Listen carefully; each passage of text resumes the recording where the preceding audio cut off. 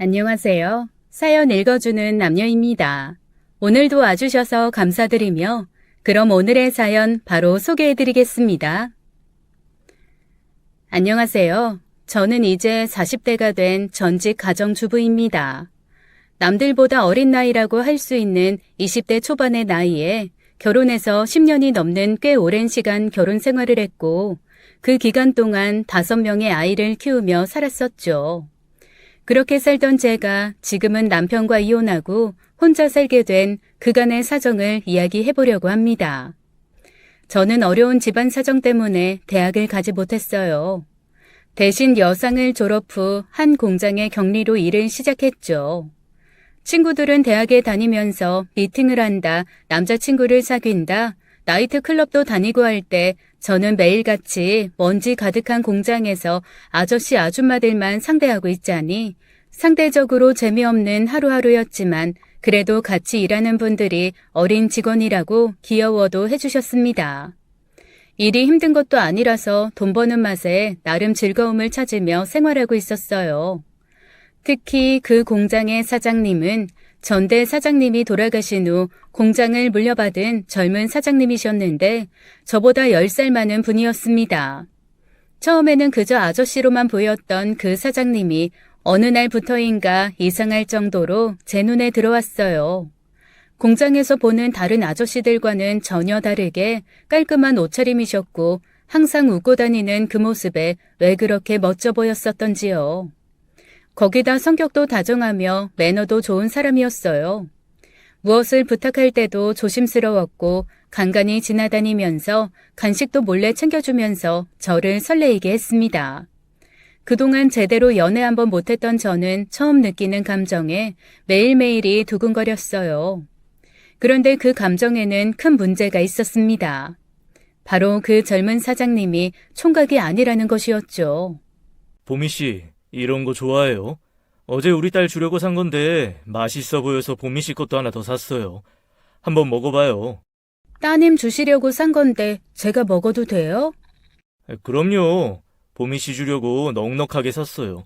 그리고 이것도 별건 아닌데 어제 딸의 생일 선물 사러 갔다가 보미 씨한테 어울릴 것 같아서 같이 하나 샀어요. 너무 애 같은가? 그래도 요즘은 이런 화려한 핀이 유행이라고 하긴 하던데. 사장님은 하루에도 몇 번씩 자기 딸의 이야기를 입에 올리며 살뜰히 자기 딸을 챙기는 딸바보 아빠였죠. 그러면서 딸 가져다 줄 간식이나 선물을 사서 들고 다니다가 저한테도 하나씩 나눠주고는 했어요. 그러다 보면 저런 자상한 남편을 둔 부인은 얼마나 좋을까 부럽기도 하고 나도 저런 아빠가 있었으면 좋았을 텐데 하는 생각이 들기도 했었습니다. 그러던 중 어느 날은 그런 제 감정이 선을 넘는다는 것을 알고 화들짝 놀라기도 했죠.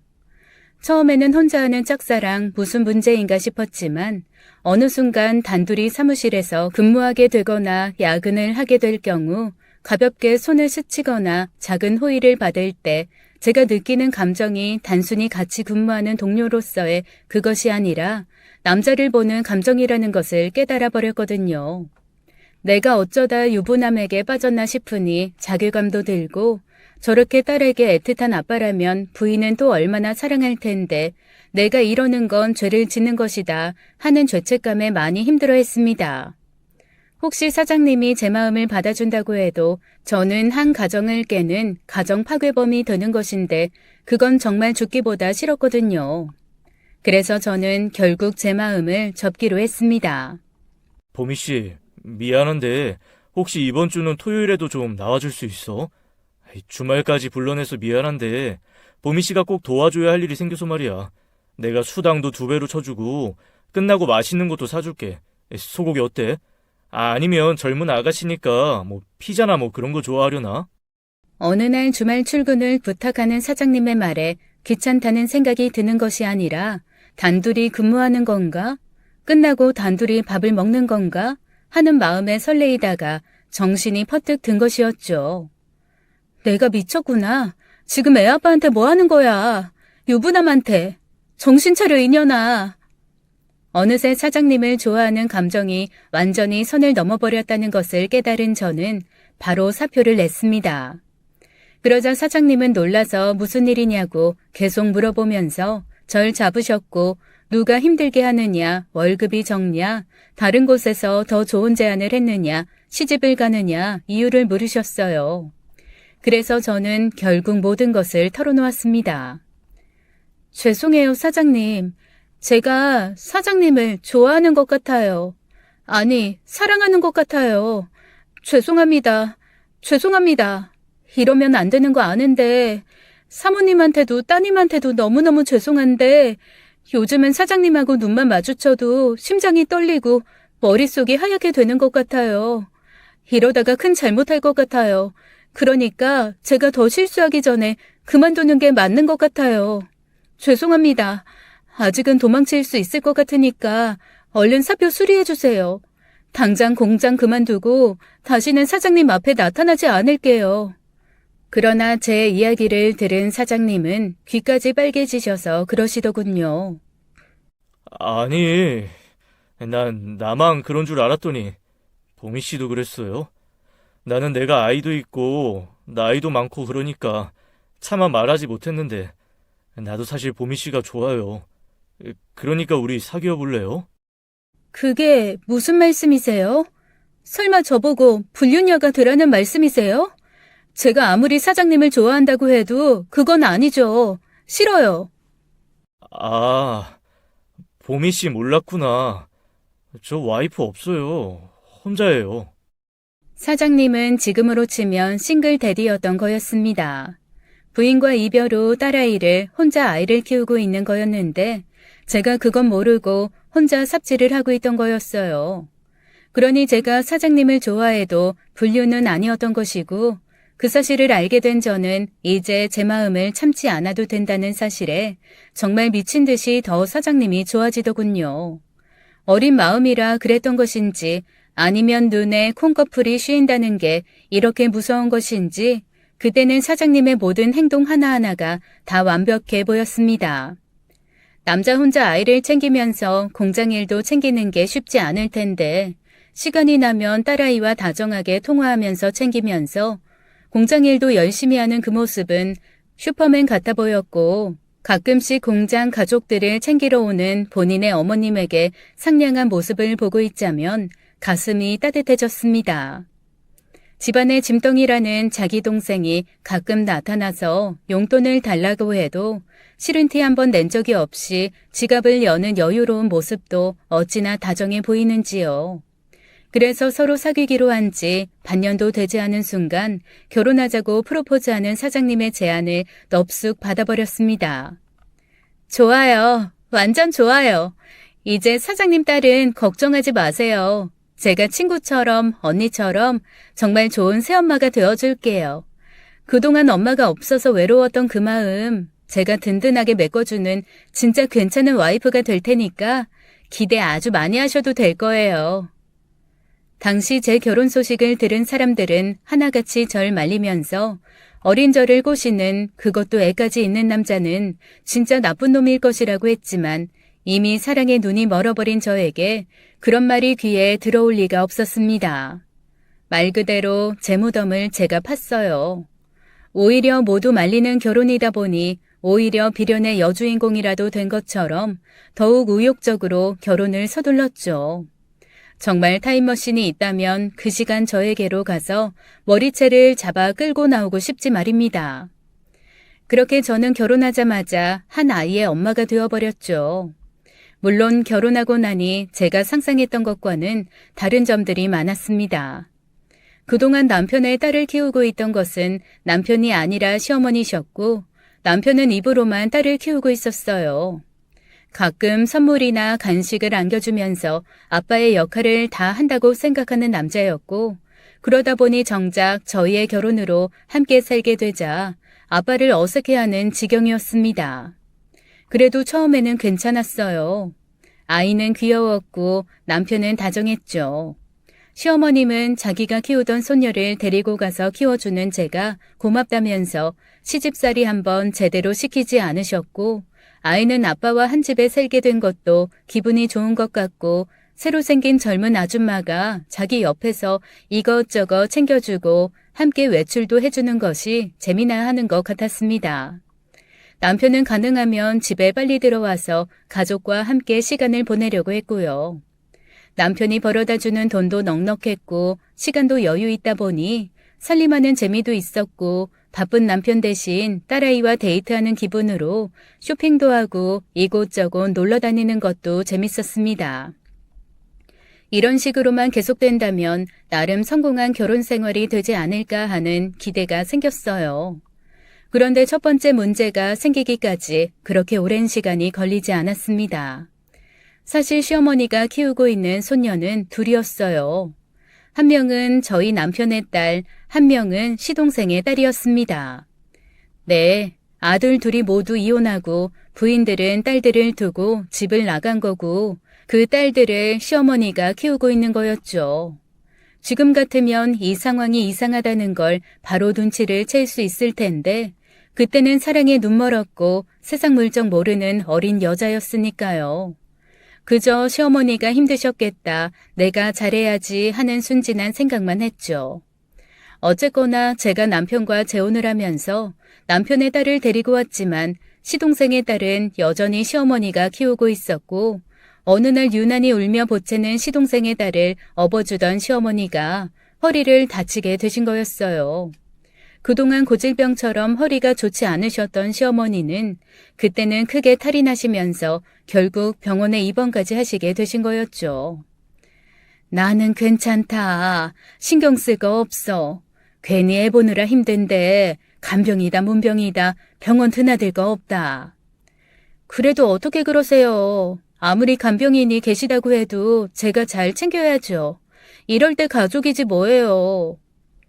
그래, 우리가 가족이잖니. 내가 안 그래도 너한테 부탁할 게 있었다. 가족으로서.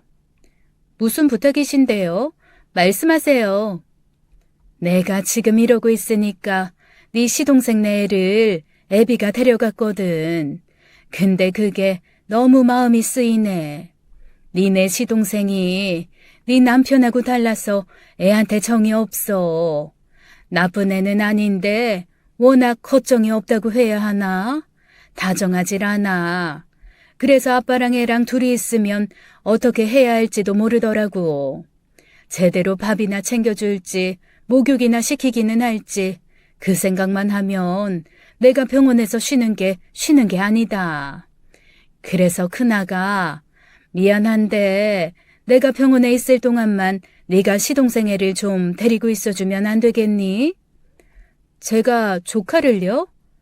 그래, 원래 내가 둘 다 데리고 있었어서 그런지 애들끼리는 사이 좋으니까 둘이서 알아서 잘 놀아. 그러니까 오히려 데리고 있으면 네가 손 가는 게 덜할 거다. 그냥 밥만 좀 챙겨주면 될 거야. 니들 식구 밥 먹을 때 수저 하나 더 올린다고 생각하고, 응? 내가 부탁 좀 하자, 응? 당장 허리가 아파서 제대로 앉지도 못하시는 시어머니가 본인 허리보다 시동생의 딸만 걱정하며 하시는 부탁이니 저도 거절하기가 쉽지 않았어요. 거기다 그동안 시어머니가 일이 있다고 하시면 종종 같이 봐줬던 터라 크게 생각 안 하기도 했죠. 다행히 아이들은 성별이 같아서 그런지 사이가 좋은 편이었습니다. 단지 문제는 시동생이란 놈이었어요. 이놈의 시동생은 성실하고 자상한 우리 남편과 다르게 쓰레기였습니다. 뭐 다른 설명이 필요 없는 그냥 쓰레기요. 일도 안 하고 식구들한테 빈대처럼 붙어서 빈둥거리며 지내는 게 하루 일과인 그런 쓰레기였죠. 늦지막히 일어나 하루 종일 게임이나 하다가 밤에는 친구 만난다고 나가버리고 그렇게 매일같이 술에 취해서 쓰러져서 잠이 들어버리는 바람에 주차장에서 발견되거나 경찰서에서 연락 오는 일도 자주 있었습니다. 예전에는 음주운전으로 면허까지 취소됐는데 그때 이후로 저희 남편과 대판 싸우고 차는 압수당했다고 하더라고요. 그러니 시어머님이 걱정하는 것도 이해는 됐습니다. 절대 자기 자식이 있다고 제대로 챙길 수 있는 사람이 아니었거든요. 저렇게 사는 걸 도대체 왜 그냥 두나 볼 때마다 한숨이 나왔지만 정작 가족인 시어머니나 남편이 별말을 안 하는데 제가 끼어들어서 잔소리를 할 수도 없고 해서 그냥 모른 척하고 있었어요. 그저 아이가 참 불쌍하다 그런 마음만 가지고 말이죠. 쟤는 무슨 죄로 저런 아빠를 뒀나 하는 안쓰러움이 컸던 것 같습니다. 그래서 시어머니가 병원에 입원해 있는 동안에도 남편의 딸과는 차별 없이 잘 돌봤어요. 그런데 너무 잘 돌봐줘서 문제였던 것일까요? 싫어, 싫단 말이야. 나 안 가. 나 여기서 살 거야. 숙모가 좋아. 숙모랑 살 거야. 여기서 언니랑 숙모랑 살 거야. 할머니 싫어. 할머니는 밥도 맛없고 재미도 없어. 정작 시어머니가 퇴원하실 때가 되었음에도 시동생네 딸이 절대 할머니와 살지 않겠다고 떼를 부리기 시작한 것이었어요. 아니, 친아빠가 있고 친할머니가 있는데 왜 숙모인 제가 아이를 키워야 하나요? 저는 그럴 생각이 전혀 없었지만 아이가 그렇게 나오니 정작 시댁 식구들은 은근히 반기는 분위기였습니다. 자기야, 당신한테는 너무 미안한데 사실 우리 엄마가 요 몇 년 동안 우리 딸이랑 조카 키우느라 정말 고생이 많으셨거든. 그런데 이제 체력도 떨어지시고 허리도 다치고 하시니까 살짝 우울증도 오고 그러시나 봐. 그래서 퇴원하신다고 해도 어떻게 해야 하나 그러고 있었거든. 그런데 조카도 저렇게 당신이 좋다고 하고 그래서 그런데 내가 당신한테는 정말 미안한데 당분간만 조카 우리가 데리고 있으면 안 될까? 그러면 내가 조만간 동생하고 잘 이야기해보고 동생 보고 조카 데리고 가서 키우라고 할게. 나도 며칠 애들 데리고 있어 보니까 그동안 어머님이 얼마나 고생하셨는지 알겠더라고. 젊은 나도 이런데 어머님은 얼마나 힘드셨을까 싶고. 안 그래도 어머님이 조카 계속 보시는 건 무리다 싶긴 했어. 그런데 정말 잠깐인 거지? 서방님이 데려가실 때까지 잠깐인 거라고 하면 생각해 볼게. 그럼 당연하지. 쟤도 언제까지 저렇게 살 수 없잖아. 이제 딸 때문이라도 정신 차려야 하니까 내가 공장에 데리고 가서 일도 시키고 사람 만들고 나면 딸도 데리고 가서 같이 살라고 할게. 그러니까 당분간만, 아주 당분간만 당신이 조카도 좀 챙겨주면 안 될까? 내가 너무 미안한데 부탁 좀 할게. 고마워. 그리고 사랑해, 여보. 과연 저 망나니 같은 시동생이 형의 말이라고 들을까 싶긴 했지만 공장으로 끌고 가서 일을 시켜보겠다는 말에 저도 마음이 흔들렸습니다. 시동생을 이대로 뒀다가는 정말 온 가족의 짐이 될 것 같았고 이 기회에 시동생이 정신을 차리면 좋겠다고 생각을 했거든요. 그러나 정말 그건 저의 크나큰 착각이었습니다. 시동생은 정신을 차리기는커녕 저에게 딸을 맡기고 반년도 되기 전에 새장가를 가겠다며 배가 잔뜩 부른 여자를 데리고 집으로 찾아왔습니다. 그것도 임신을 했음에도 머리는 금발로 염색하고 미니 스커트에 빨간색 하이힐을 신고 껌까지 쫙쫙 씹고 있는 여자를 말이죠. 그때 저는 확신이 들었습니다. 아, 쟤는 그냥 사람이 안 되겠구나. 내가 지금 헛기대를 하고 있구나. 라고 말이죠. 도련님, 결혼식은 언제 하시는 거예요? 살림은 바로 합치시는 거죠? 그럼 유미는 언제 데려가실 생각이세요? 유미 어린이집도 옮겨야 하고 짐도 싸고 해야 하니까 저도 정확한 날짜는 알고 있어야 해서요. 그러나 그 당연한 제 질문에 시동생은 정말 정색을 하더군요. 형수, 아니 지금 이 타이밍에 그런 이야기 좀 너무한 거 아니세요? 내가 드디어 다시 함께 살고 싶은 사람이 생긴 건데 어떻게 짐부터 떠안길 생각을 해요? 지금은 새 가족들이 생긴다는 사실에 축하부터 해주고 뭘 해주는 게 좋을지 고민할 타이밍 아니에요? 그런 가족으로서 뭘 해줘야겠어요? 최대한의 협조와 축하를 해줘야 하는 거 아니에요? 거기다 저 사람 임신까지 했는데 얼마나 예민하겠어요? 형수는 애를 안 가져와서 모르겠지만 여자들은 애 가지면 초초초 예민해진다고요. 그러니까 주변에서 무조건 맞춰줘야 하는 거예요. 그런데 어떻게 지금 전처 딸까지 데려다가 키우라고 할 수가 있어요? 저 그런 소리 못해요. 거기다 애도 잘 지내는데 왜 갑자기 자리를 옮기려고 해요? 그건 애한테도 못할 짓 아니에요? 그리고 형, 나 저 사람하고 합치려면 지금 집은 무리니까 우선 돈 좀 해줘. 집부터 이사 가야 할 거 아니야. 자기 딸을 짐이라고 표현하는 인성을 보고 있자니 정말 경악스러울 정도였어요. 거기다 당당하게 자기 신혼집 할 돈을 형에게 요구하고 저에게 가족으로서 당연히 자기 딸을 키워달라고 하니 이건 뭐 미친 건가, 내가 귀가 잘못된 건가 싶을 정도였습니다. 그런데 남편은 또 아무렇지 않게 시동생이 살 집을 마련하고 저에게 다른 도움을 주라고 하더군요. 시어머니 역시 저에게 눈물로 호소를 하셨습니다. 큰애야, 내가 정말 속이 문드러진다. 저 자식을 어쩌면 좋니? 어딜 데려와도 꼭 지 같은 여자를 데리고 와서는 반대를 하고 싶어도 이미 배가 저렇게 불렀는데 헤어지라고 하는 것도 사람이 할 짓은 아니겠고. 어머님, 걱정하지 마세요. 원래 결혼하고 철든다는 말이 있잖아요. 서방님 잘하실 거예요. 부디 그래야 할 텐데 말이다. 그래서 그런데 큰애야, 미안하지만 작은애 딸을 좀 네가 조금만 더 데리고 있어주면 안 되겠니? 안 그래도 서방님이 그 부탁을 하긴 하셨는데요. 그래도 어차피 같이 살아야 할 거면 그냥 빨리 합쳐서 서로 적응하는 게 낫지 않을까요? 나도 작은애가 임시만 안 했어도 그러라고 할 텐데 배가 산만하잖니. 원래 여자는 임신하면 뭐든지 극도로 예민해지는데 지금 저 상황에서 애까지 같이 합치면 솔직히 싸울 일만 더 생기지 않겠어? 둘이 먼저 사는 게 익숙해진 다음에 또 한 사람이 늘어야지 좀 적응이 쉬울 것 같은데 네 생각은 어떠니? 세 사람이 몸 좀 풀고 산후조리 좀 할 때쯤이면 서로 합치는 게 적당하지 않겠어? 지도 사람이면 새로 아이 태어나서 정붙이다 보면 지 자식 예쁜 거 알겠고 그러면 다 큰 자식한테 미안한 마음도 들겠지. 그럼 자연히 다른 자식도 데려다가 끼고 키우지 않겠니? 그러니까 네가 조금만 더 고생해주면 안 되겠니? 내가 이렇게 부탁을 하마. 솔직히 제가 마음이 약했고 그 때문에 인생을 조졌다는 것은 인정해야겠습니다. 그저 그 몇 마디 말에 또 홀랑 넘어가서 다시 조카를 보내지 않는 제가 미친년이었어요.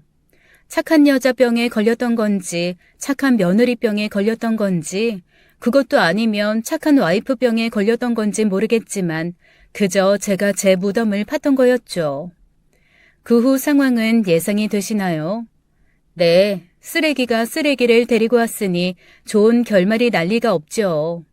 시동생이 데리고 온 그 여자는 아이를 낳고 일주일도 되지 않은 날 산후조리를 해주던 시어머니에게 아이를 맡기고 그대로 잠수를 타버렸습니다. 잠수를 타면서 집에 있던 귀금속과 현금은 다 들고 튀었고 집담보 대출까지 살뜰하게 다 받아서 나갔다고 하더라고요. 시동생은 그년을 잡겠다며 집을 나가서 잠적해버렸고 그리고 그 상황에 충격을 받으신 시어머니는 그래도 어떻게든 자기가 신생아는 책임을 져보겠다고 했지만 이미 한번 탈이 났던 허리가 괜찮을 리가 없었죠. 마음고생까지 하며 제대로 잠도 자지 못하고 신생아를 돌보던 시어머니는 다시 허리병이 재발했고 결국 태어난 지 한 달도 채 되지 않은 신생아까지 제 차지가 되어버렸습니다. 남편은 죽도록 미안해했지만 그때쯤 공장이 힘들어져서 집에도 제대로 들어오지 못하고 일을 할 때니 뭐 그저 말뿐이었어요. 그렇게 저는 제가 낳지도 않은 새아이를 키우는 처지가 되었습니다. 와, 아이가 둘에서 셋이 됐을 뿐이라고 생각했는데 신생아를 키우는 건 정말 차원이 틀리더군요. 자기가 버림받은 것을 안 건지 이 유난히도 예민한 이 신생아는 3시간마다 깨서 울면 분유를 주고 잠들 때까지 계속 안아주고 또 안아주고 어머님 허리뿐 아니라 제 허리까지 나가는 줄 알았습니다. 그런 상황에서 남편의 딸과 큰조카까지 동생을 질투하면서 까칠하게 굴었고 전 중간에 껴서 몸과 마음이 정말 나만하지를 않았어요. 그저 남편이 제 눈치를 보면서 얼른 우리 애가 생기면 그 핑계로 시동생네 애들은 보내자는 말에 저는 병원까지 다니면서 임신에 더 노력하게 되었습니다. 그리고 시어머니는 본인의 허리만 괜찮아지면 시동생네 애들은 자기가 데리고 가겠다고 해서 그 말을 그나마 희망으로 기다리고 있었죠. 그러나 결국 그 여자를 찾지 못하고 다시 나타난 시동생이 뻔뻔하게 입으로만 아빠 노릇을 하기 시작하자 저는 폭발하고 말았습니다. 시동생이 쓰레기 인성을 가진 개막장 인성인 건 알고 있었지만 지금 애 얼굴에 이게 뭐예요? 아, 형수님, 도대체 애를 어떻게 보는 거예요? 정신을 어디다 두고 다니는 거예요?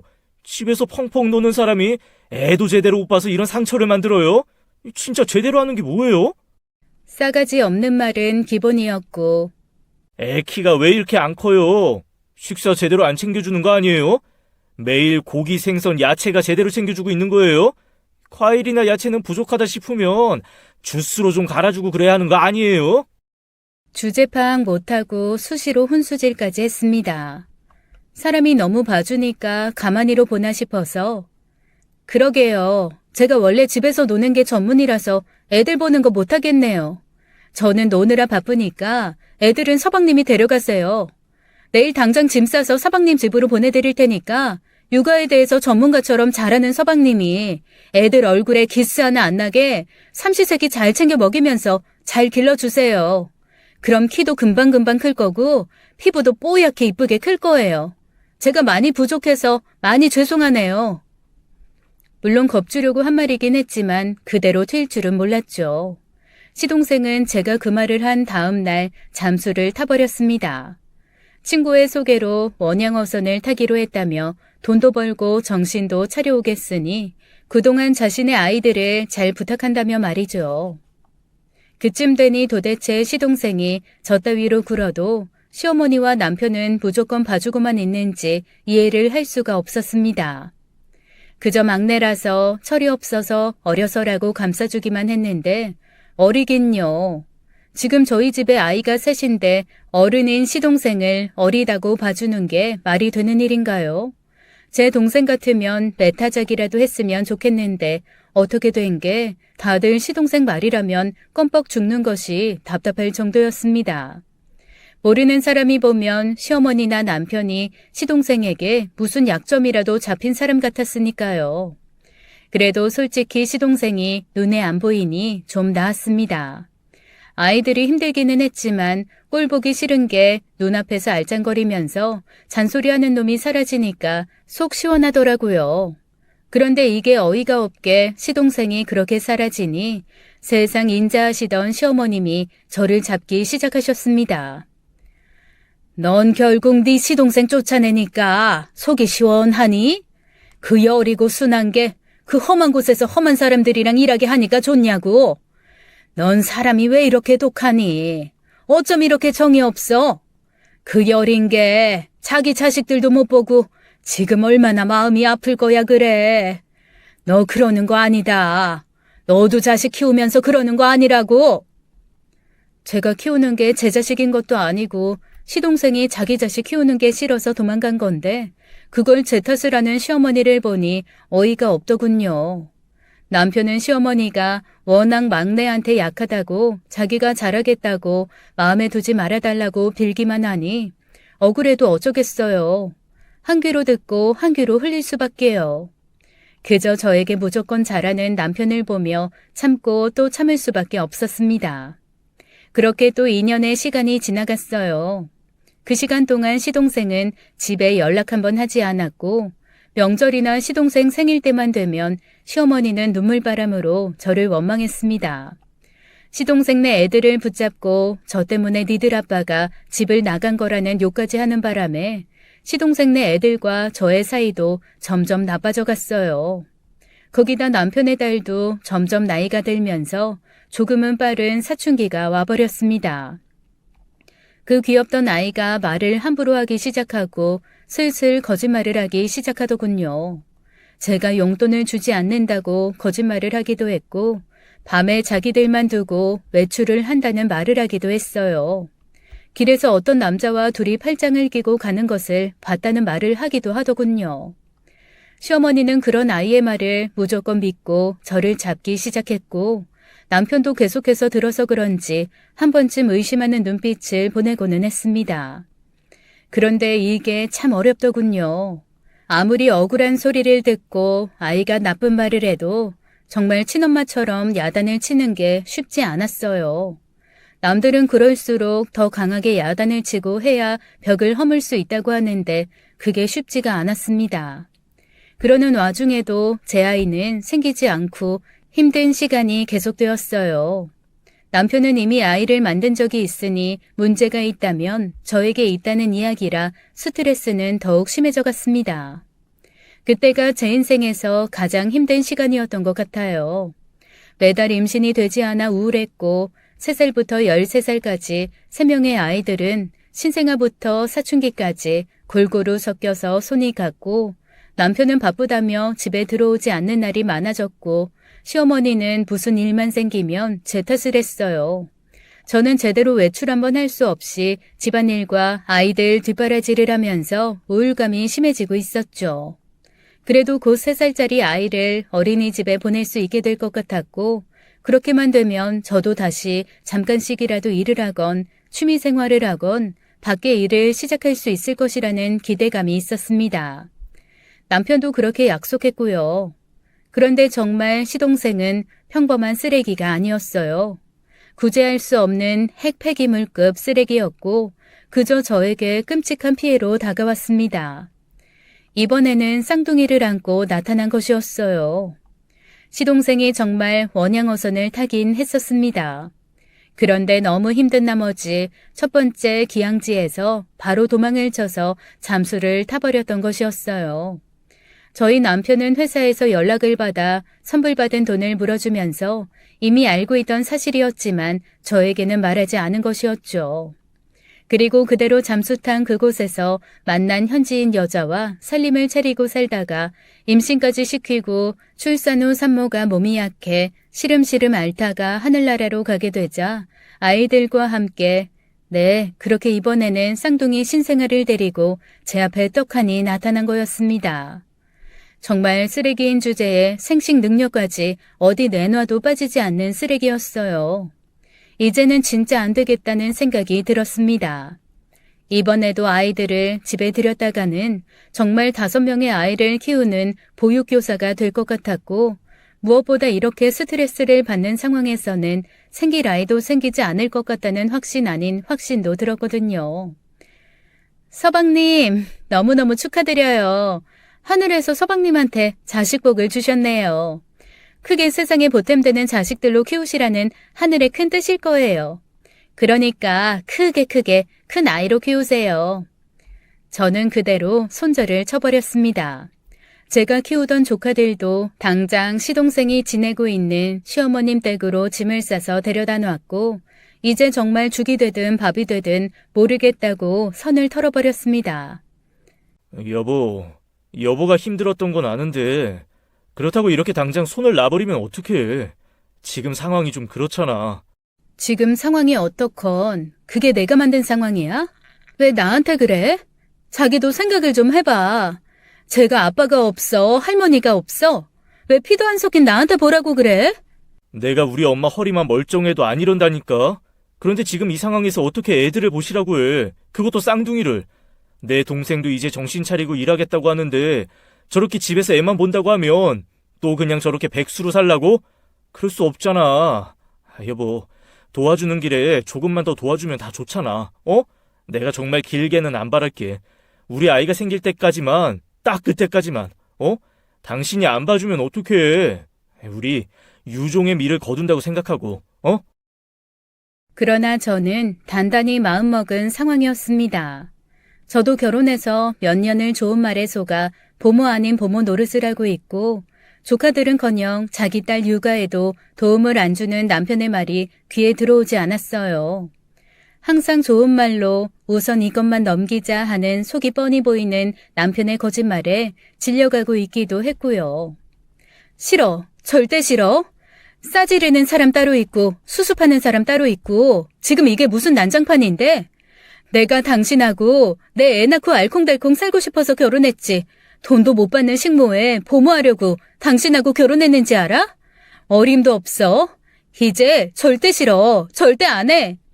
그나마 내가 당신 사랑하니까 지금까지도 참고 애 봐준 거야. 그런데 이제 어림도 없어. 그렇게 걱정되면 당신이 시동생하고 같이 애를 기르던지 아니면 어머님한테 애 보는 사람 붙여주던지.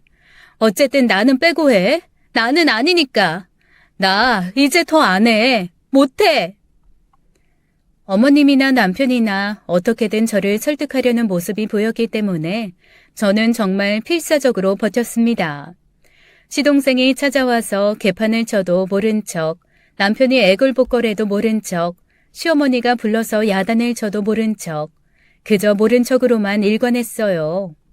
그렇게 포기를 하나 했는데 어느 날 집에 돌아오니 집에 짐이 빠지고 있더군요. 이게 뭐야? 무슨 일이야? 짐을 왜 빼는 건데? 뭐야? 뭔데? 그러나 남편은 너무나 태연스럽게 빤히 보이는 거짓말을 하더군요. 미안. 지금 공장이 너무 힘든 상황이라 결국 이렇게 됐어. 그동안 말 못해서 미안해. 내가 어떻게든 해보려고 했는데 내가 능력이 없어서 미안해.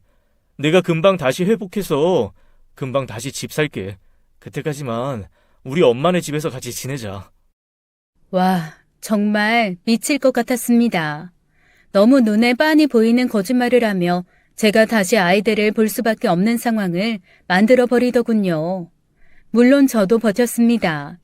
시댁에는 못 들어간다, 안 들어간다, 단칸방이라도 좋고 원룸이라도 좋다, 정 안 되면 고시원에라도 들어가자. 그러나 모두 작당을 해서 저를 코너로 몰았어요. 친정이라도 있었으면 집이라도 나가겠는데 변변한 친정도 없었고 그동안 생활비는 남편이 준 카드로 했었기 때문에 따로 모아놓은 생활비도 없었습니다. 남편은 공장이 어렵다고 하면서 그 카드마저 끊어버리고 시어머니에게 생활비를 탔으라는 황당한 소리까지 하더군요. 한마디로 네가 아이들을 돌보지 않으면 생활비도 없다라는 선언 같았습니다. 저는 잔뜩 독이 올라 시댁으로 들어갔어요. 내가 너무 만만하게 좋다 하니까 다들 나에게 이러나 싶은 마음이 들어서 저도 막 나가기로 했습니다. 시댁과 합가는 했지만 딱 제가 할 일만 했어요. 가족들 밥은 차렸습니다. 집 청소도 했어요. 빨래도 했고요. 그리고 남편의 딸도 챙겼습니다. 딱 거기까지만 했어요. 절대 시동생의 아이들의 일에는 참견하지 않았습니다.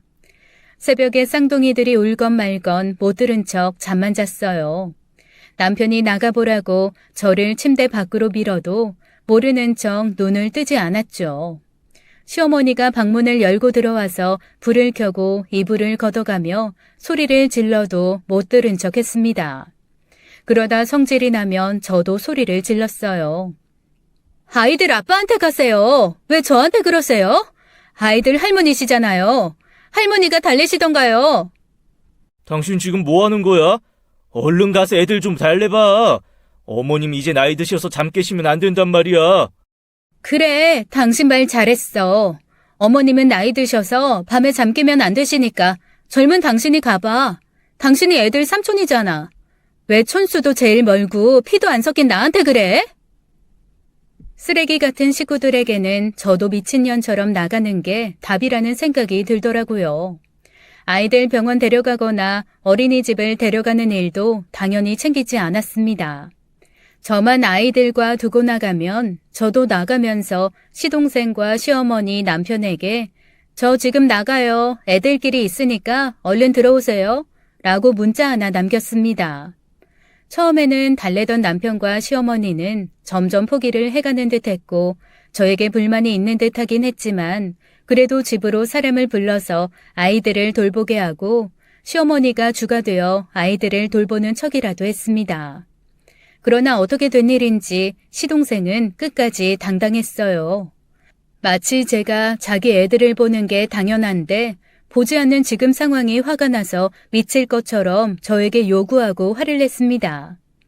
저는 그런 시동생을 무시했고 남편이 말렸지만 계속해서 부딪힐 수밖에 없었고 그럴 때마다 시동생은 무엇인가 이야기하려고 하다가 그만두고를 계속했어요. 그러다 결국 일이 터진 건 시아버지의 제삿날이었습니다. 자기 아버지 제삿날인데도 어디서 진탕 취해서 들어온 시동생은 전을 부치고 있는 제 옆에서 계속 시비를 걸어왔어요. 시어머니는 들어가서 자라고 쥐어박는 소리를 했지만 시동생은 들은 척도 하지 않았습니다. 형수는 도대체 뭐 믿고 그렇게 뻗대요? 형수 나한테 이러면 안 돼요. 그러게요. 제가 왜 서방님한테 이러면 안 될까요? 형수 지금 이렇게 잘 먹고 잘 사는 게 누구 덕분인지 알고나 이래요? 그거 다 내 덕이에요, 내 덕.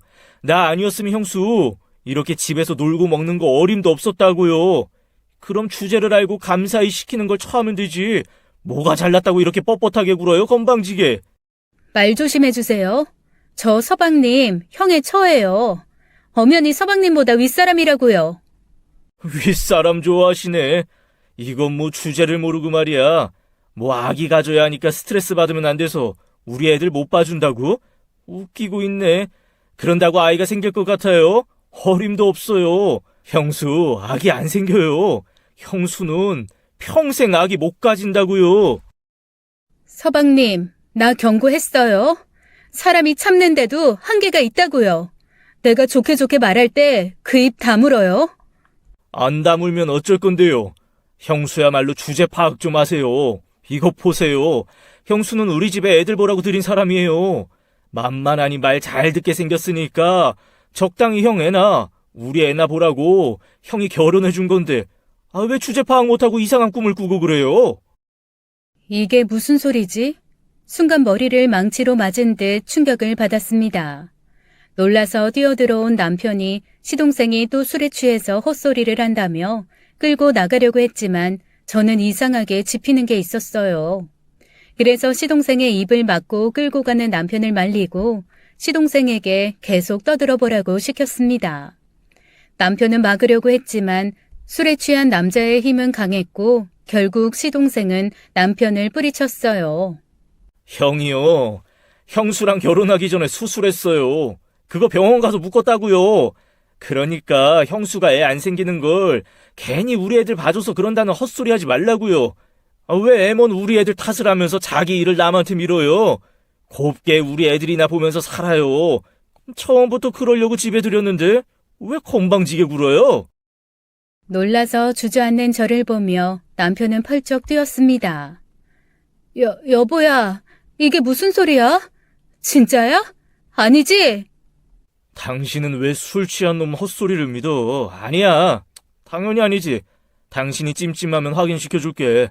내가 이번 주면 급한 일 끝나니까 다음 주에 같이 병원에 가서 확인하자고. 저놈이 괜히 헛소리하는 거에 휘둘릴 필요 없어. 그럼 그렇지. 남편이 날 속였을 리가 없지. 내가 잠시라도 저 쓰레기 말에 휘둘렸구나 했지만 그 순간 시동생은 미친 듯이 웃기 시작하더군요. 형수가 그래서 당하고 사는 거예요. 다음 주는 무슨 다음 주? 그가 오늘 가서 풀면 다음 주에 가서 무슨 확인이 된다고 그걸 믿어요? 와, 이 정도로 멍청하면 불쌍도 안 하네. 야, 입 좀 닥쳐. 너무나 슬프게도 그 순간 시동생의 말이 진실인 것을 알겠더라고요. 아이러니하게 남편의 표정에서 말이죠. 몇 년을 한 침대를 쓴 남편이 너무나 당황하고 있다는 게 적나라하게 보였습니다. 그래서 아기가 안 생겼구나. 이래서 자연스럽게 모든 아이들을 나한테 가져다 키우라고 줬구나. 난 정말 아이를 키우려고 결혼한 여자인 건가? 왜? 도대체 무슨 일인지 정신을 차릴 수가 없었습니다. 남편의 힘만으로 시동생을 끌고 갈 수 없자 시어머니까지 합세해서 아니라고 하면서 시동생을 방으로 끌고 가는데 그 순간 누군가 집문을 열고 들어왔습니다. 마치 뭐랄까 꼭 꿈을 꾸는 것 같았어요. 한 노숙자가 너무나 자연스럽게 번호를 누르고 집 안으로 들어오더군요. 그리고는 무엇인가 확인하듯 집안을 두리번거리더니 저와 눈이 마주치고도 그냥 스쳐 지나가더군요. 그리고 시아버지 제사상 앞에 서더니 부들부들 떨더니 제사상 위에 사과와 배를 들어서 바닥에 팽개치기 시작했습니다. 저는 그 와중에도 놀라서 그 노숙자를 말리려고 하는데 결국 시동생이 남편을 뿌리치는데 성공했는지 달려 나오더군요. 이제 주제 파악 좀 된 거죠? 그러니까 이제 찍소리 말고 우리 애들을. 그 순간이었습니다. 상위의 음식들을 마구 바닥으로 집어던지고 있던 노숙자가 시동생과 눈이 마주쳤고 그 뒤를 쫓아오던 남편과 시어머님과도 눈이 마주쳤습니다. 순간 시동생의 눈은 공포가 가득해지면서 바닥으로 철퍼덕 주저앉았고 시어머니는 그대로 정신을 잃고 기절해버리시더군요. 무슨 일인지 하는데 그 노숙자가 마침 손에 들고 있던 굴비를 들고 시동생에게 다가가더군요. 시동생은 다리가 풀렸는지 일어나지도 못하고 뒷걸음질을 치면서 도망치려고 했지만 제대로 움직이지 못하고 있는 사이 시동생에게 가까이 다가간 노숙자는 그 굴비로 시동생을 내려치기 시작했습니다.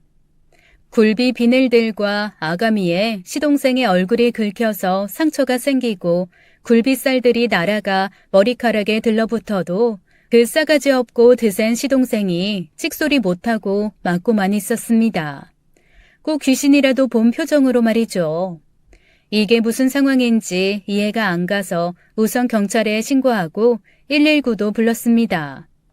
그리고 그 노숙자를 말리려고 하는데 멀리서 저희 남편이 도망가는 게 보였어요. 왜지? 그렇게 죽고 못 사는 시동생이 저렇게 처맞고 있는데 도망을 가다니. 어떻게 이럴 수가 있지? 지금 이건 무슨 상황이지?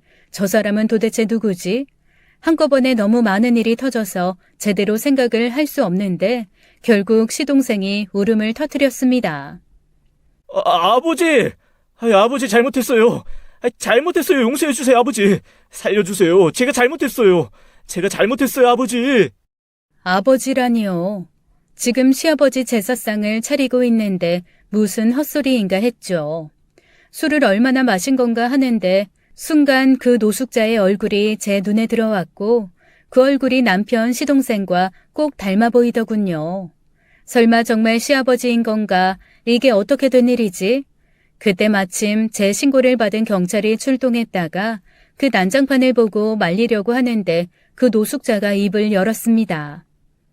내가 이 새끼들의 애비요. 저 새끼가 날 죽이려고 산에서 밀었는데 내가 겨우 죽을 고비 넘기고 겨우 살아서 돌아온 거요. 이놈이 애비 날 죽이려고 한 놈이란 말이야. 그 이야기를 듣는데 벌벌 떨고 있는 시동생을 보니 그 노숙자, 아니 시아버지의 말이 사실이라는 게 직감이 왔습니다. 너무 충격적인 이야기기는 했지만 하도 쓰레기 같은 시동생이니 그럴 수도 있었겠다 하며 알 수 없는 이해가 되는 순간 맞고만 있던 시동생이 억울하다는 듯 비명을 질러댔어요. 아니라고요. 나 혼자 그런 게 아니라고요. 다 엄마가 형이 시킨 거라고요. 나는 그냥 시킨 대로 한 죄밖에 없어요. 시동생은 악을 쓰면서 제 남편을 끌어들였고 제 남편도 악마 같은 얼굴로 부인했습니다. 무슨 소리야? 이게 이제는 알코올 중독으로 미친 거야? 왜 헛소리까지 해? 누가 뭘 시켜? 당장 입 안 다물어? 그러게 말이다. 쟤 얼른 데려가서 재워라. 무슨 큰일 날 소리를 저렇게 하고 그런다니? 그러나 아무리 부인해도 모든 진실을 알고 있는 시아버지가 등장한 것인데 우긴다고 될 일이 아니었어요. 자식들이 공모해서 아버지를 죽이려고 했다는 사건이라는 말에 경찰까지 잔뜩 긴장해서 시아버지의 이야기를 듣기 시작했습니다. 지금으로부터 8년 전 남편이 운영하던 공장은 오랫동안 시아버지가 운영하고 계셨어요. 도박에 빠져서 항상 돈이 부족했던 첫째 아들과 능력이라고는 없으면서 여자 뒷공무니만 쫓아다니던 둘째 아들, 사치만 즐기는 부인을 한심하게 생각했던 시아버지는 모든 돈줄을 틀어주고 딱 필요한 만큼만 생활비와 용돈을 지원해 주었다고 합니다. 그러니 그게 불만이던 시동생이 이대로는 못 살겠다면서 시아버지를 정신병원에 가두고 모든 돈을 뺏자고 제안했고 저희 남편과 시어머니 역시 동의한 것이었어요. 그러나 중간에 그 사실을 눈치챈 시아버지는 정신병원에 있는 산길을 오르던 차에서 뛰어내렸고 시동생은 그런 시아버지를 놓칠 수 없다면서 차로 뒤를 쫓다가 결국 절벽에서 시아버지를 밀어버린 것이었습니다. 이 사실을 알게 된 남편과 시어머니는 경찰에 신고해서 시아버지를 찾는 대신 말을 맞추기로 결정했던 것이었죠. 혹시라도 시아버지가 살아서 돌아온다면 정신병으로 몰아서 병원에 입원시키려고 하던 중에 가출을 해버렸다. 제정신이 아니다. 지금 하는 이야기는 다 헛소리다. 그렇게 말하기로요. 그런데 다행인지 불행인지 시아버지는 돌아오지 않았고 저희 남편과 가족들은 시아버지가 그대로 죽었다고 생각을 한 것이었습니다. 자신들이 시아버지를 절벽에서 떨어지게 만들었는데도 죄책감은커녕 앞으로는 큰 돈을 마음껏 쓸 생각에 들뜬 가족들은 공장들을 자신의 이름으로 돌린 후에 마음껏 돈을 쓰기 시작했습니다. 그 중에서도 가장 큰 역할을 한 시동생은 손가락 까딱하지 않고 놀고 먹으면서 그 돈을 쓰고 있었던 것이었어요. 그러다 시아버지의 실종 신고 후 5년이 지나 사망 처리까지 되자 가족 모두 정말 시아버지가 죽었으려니 하고 잊고 있었던 것입니다. 그런데 죽은 줄 알았던 아버지가 살아 돌아왔으니 다들 기절할 것처럼 놀랄 수밖에요. 그동안 시아버지는 산을 굴러 떨어지던 중 머리를 크게 다쳐 병원으로 이송됐지만 보호자도 없고 기억도 잃은 까닭에 제대로 된 치료를 받지 못했고 또 그랬기 때문에 더 오랫동안 기억을 찾지 못하는 악순환이 반복되었다고 합니다. 다른 사람 같으면 지문으로 신원을 확인할 수 있었을 텐데 시아버지는 오랫동안 공장에서 일하면서 강한 약품에 손을 댔던 기간이 길어서 지문도 다 지워져서 그것도 안 됐었다고 하시더군요. 그렇게 자신이 누군지 모르고 노숙자로 지내던 중 최근에 다시 작은 사고를 당하면서 그 충격으로 예전 기억을 되찾게 되신 것이었어요. 그 이야기를 들으면서도 저는 혼란에 빠졌었습니다. 시동생이라면 충분히 그럴 수 있다는 생각이 들었지만 그래도 남편은 아직 믿고 싶었던 것 같습니다. 내가 선택했고 내가 사랑했고 내가 함께 아이를 낳아 가정을 꾸리고 싶었던 남자였으니까요. 그렇게 오랜 시간 함께했던 사람이 그 정도까지 최악이라고는 믿고 싶지 않았습니다. 갑자기 나타난 시아버지라는 사람보다 내가 겪었던 내 남편을 믿고 싶었던 마음이 컸죠. 그런데 그 순간 또 한 명의 불청객이 찾아왔습니다. 제가 공장을 그만두면서 새로 그 자리에 뽑은 경리였어요. 그 여자는 한 아기를 안고 집 안으로 들어왔습니다. 안녕하세요. 오늘 이 사람 시아버지 제사라고 들었어요. 제 아들이 이 집 장손이 되는 건데 시아버지한테도 인사는 드려야 할 것 같아서 이렇게 찾아왔어요. 그런데 무슨 일 있으신가요? 되게 어수선하네요. 정말 대환장 파티였어요. 나중에 한 사실이지만 그동안 남편이 공장 일이 바쁘다며 집에 들어오지 않던 시간, 제가 남편의 딸과 시동생네 아이들과 씨름을 하고 있던 그 시간, 남편이란 놈은 공장에 새로운 격리와 살림을 차려서 불륜을 저지르고 있었던 것이었습니다. 그 여자는 남편이 바람을 피던 수많은 여자 중 하나였고 시동생의 말대로 저는 정말 집에서 아이들을 돌보는 보모 그 이상도 이하도 아니었던 것이었죠. 그동안 남편의 말만 믿고 의심 한번 하지 않았던 저는 얼마나 바보였는지요.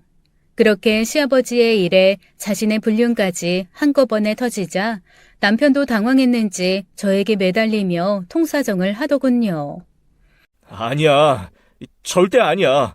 그래. 내가 저 여자랑 잠깐 그런 사이였던 건 맞는데 저 애는 절대 내 애가 아니야. 저거 새빨간 거짓말이야. 자기야, 나 믿지? 나 믿어야 해. 거짓말은 무슨. 자기야, 이제 좀 그만해. 나도 자기 부인만큼 애 잘 볼 수 있어.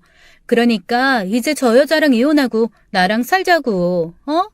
우리 이제 애까지 생겼잖아. 이건 운명이야. 애도 못 낳는 저런 여자 버리라고. 야, 너 자꾸 거짓말 할래? 내가 임신 못 시킨다고 했지? 도대체 어떤 새끼 애를 임신해와서 나한테 지랄이야? 여보, 진짜 아니야. 저 애 내 애 아니라고. 그리고 저 남자 아니야. 우리 아버지 아니야. 우리 아버지 돌아가셨어. 저 사람 그냥 미친 사람이야. 미친 사람이라고. 그런데 희한하게도 필사적으로 아니라고 하는 남편의 말을 들을수록 모든 것이 진실이라는 생각이 들었습니다. 제 눈에만 그렇게 보인 것은 아니었는지 남편과 시동생은 그대로 경찰들에게 끌려갔고 정신을 잃고 있던 시어머니도 병원에서 깨어나자마자 경찰에 연행되었어요. 남편과 시동생은 저 남자는 그냥 미친 노숙자다. 어디서 우리 아버지 이야기를 듣고 아버지인 척하는 사이코라고 주장했지만 요즘같이 유전자 검사가 쉽게 되는 세상에 그걸 우긴다고 될 일이 아니었죠. 결국 시댁 식구들은 시아버지의 살인미수, 살인사주, 살인방조 혐의로 구속되었고 그 사이 저는 이혼 소송을 진행했습니다. 남편은 자신이 갇혀 있으니 옥바라지를 해줘야지 이혼이냐며 펄펄 뛰었지만 어림도 없는 소리였죠.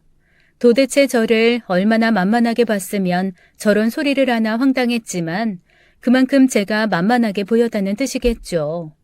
그 후 저는 남편의 기대와는 전혀 다르게 시아버지의 편에서 재판을 도왔습니다. 그 과정에서 들어간 비용은 이혼하면서 받은 재산 분할에서 충당했으니 결국 시아버지 돈이긴 했죠. 재판은 꽤 오래 걸렸어요. 다른 이유는 아니었고 피해자인 시아버지가 워낙 크게 처벌을 원했기 때문이었습니다. 최대한 많은 증거와 증언들을 모아서 제대로 형량을 받게 하고 싶다는 시아버지의 노력 덕분인지 시동생은 주범, 남편은 공범으로 처벌을 받게 되었어요. 평범한 살인미수도 아니고 존속상해였기 때문에 가중처벌돼서 시아버지가 만족할 만할 정도는 아니었지만 변호사 말로는 충분히 높은 형량이라고 하더군요. 문제는 시어머니였어요. 당장 시어머니까지 감옥에 들어가게 되면 시동생의 아이들은 제가 키우던지 고아원으로 보내야 할 텐데 아이들은 무슨 죄인가 싶고 그렇다고 제가 아이들을 키우면서 그 집과 인연을 이어가고 싶은 마음은 전혀 없었거든요. 그래서 시아버지와 상의 끝에 시어머니의 재판에는 특별히 탄원서를 내주었습니다. 시어머니의 나이가 많기도 했고 사정을 들은 재판정에서는 시어머니에게 아이들이 성년이 될 때까지 책임지고 양육하는 조건으로 집행유예를 선고했어요. 그 후 시어머니는 전 남편이었던 놈과 전 시동생이었던 놈의 자식들을 5명을 혼자 키우면서 고생하고 있다는 소문을 들었습니다. 큰애들은 반항기가 심해져서 하루가 멀다 하고 보호자가 학교에 불려가야 하는 상황이 벌어졌고 쌍둥이들은 할머니에게서 한시도 떨어지지 않고 업어달라고 하는 바람에 이미 탈이 났던 허리는 거의 제대로 펴지도 못할 정도라고 하더군요. 몇 번인가 저에게 도와달라며 불쌍한 척을 해오길래 할 수 없이 전화번호를 바꿔버렸습니다. 시아버지에게 용서해달라고 매달리면서 금전적인 도움이라도 받으려고 했다고는 하는데 몇 년 동안이나 복수의 칼을 갈았던 시아버지 입장에서는 어림도 없는 일이었죠. 지나고 보니 저의 시간이 아깝기도 하고 미련했던 제가 답답하기도 하지만 그래도 살아온 날보다 살아갈 날이 더 많기 때문에 지금까지의 저를 반성하면서 앞으로는 조금 더 현명하게 살 수 있을 것이라고 생각합니다. 특히 나쁜 사람들은 언제가 되었든 반드시 벌을 받는다는 것과 나쁜 사람에게는 아무리 노력해도 소용이 없다는 것을 잊지 않고 앞으로는 좋은 사람들을 알아보고 그런 사람들에게 제 마음을 다해 노력을 해가며 살아가려고 해요. 제 이야기는 여기까지입니다. 긴 사연 들어주신 여러분 감사합니다. 지금까지 사연 읽어주는 남녀였습니다. 끝까지 시청해주신 여러분 감사드리며 저희는 다음 사연으로 돌아올게요. 감사합니다.